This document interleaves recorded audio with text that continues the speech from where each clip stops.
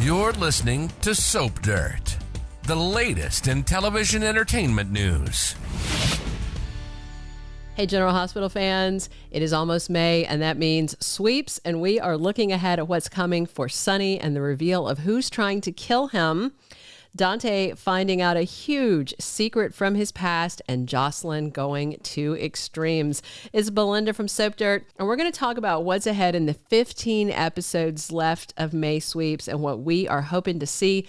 Before we jump in, though, please click that subscribe button. All right, let's get right into it. So the first storyline we want to talk about is Kristina and Shady Brook. Right now, she is furious with her mom, Alexis, for wanting to commit her, but Kristina doesn't know yet that Alexis knows that she tried to kill Ava and nearly killed Rick and Elizabeth instead. The only reason Alexis considered committing Kristina was to keep her out of prison, and it was Diane's idea. It was a good idea, too.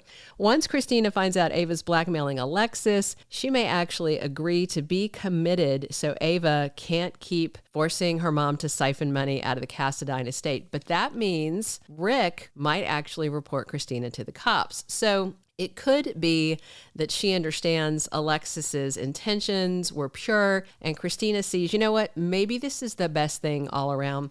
Alexis knows Kristina's been unhinged with grief and hatred of Ava ever since the baby incident, and if Kristina agreed to go to Shady Brook, then there's a chance Molly might not find out. Here's why. If Rick knows it would only hurt Molly and that Diane would keep Kristina out of prison anyway, so there'd be no justice, he might pressure Ava to keep quiet since Rick was the one who was injured. But also, however much Kristina feels her hatred of Ava is justified, Shady Brook might not be the worst thing for her.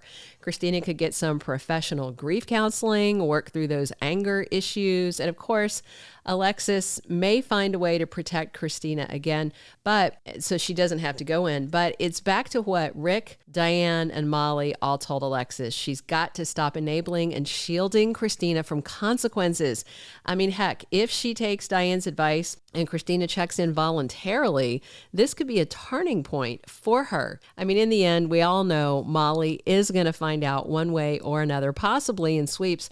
But if she sees Kristina holding herself accountable for her actions that nearly killed Rick by checking in to get help, that could keep their sister bond intact, and Molly might forgive Kristina, even though Rick never will. All right, the second plot to talk about is Dante and the adoption.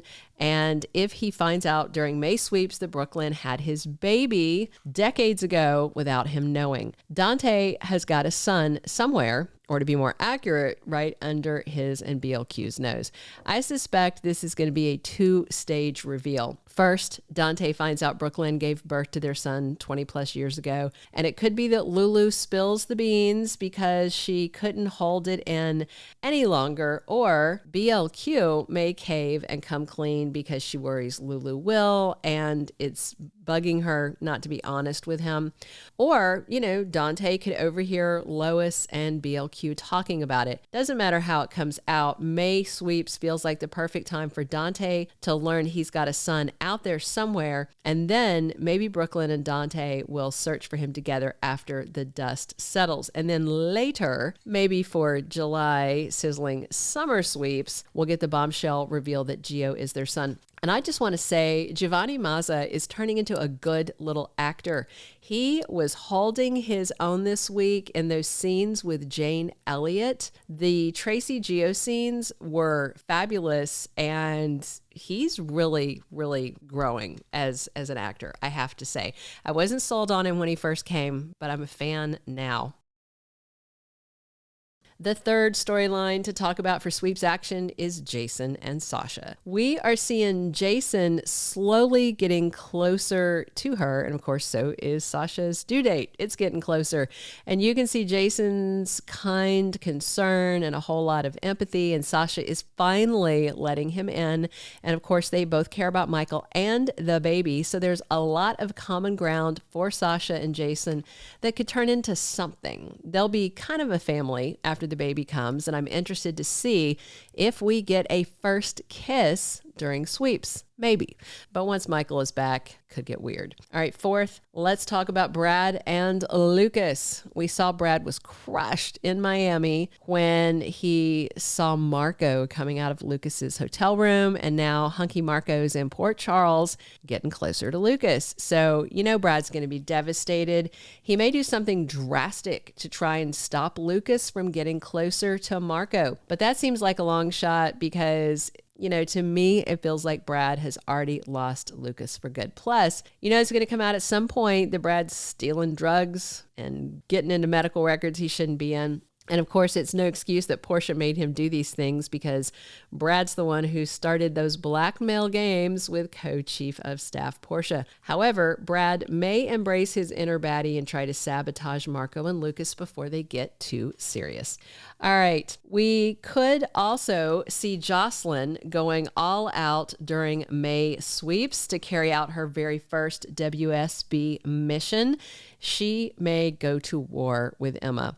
The tension with her and Josslyn has been growing ever since Emma came home. There's a lot of animosity between Joss and Emma that ties back to their mutual history with Cameron Weber. If you're a longtime watcher, you'll remember.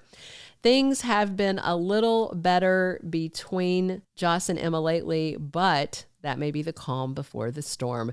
Joss needs to get Emma out of the way so she can get closer to Professor Hank Dalton, their mutual instructor, and she can't fail her first WSB assignment. So I suspect Joss will take down Emma no matter what it takes. So Joss may start a full-on war with her. All right.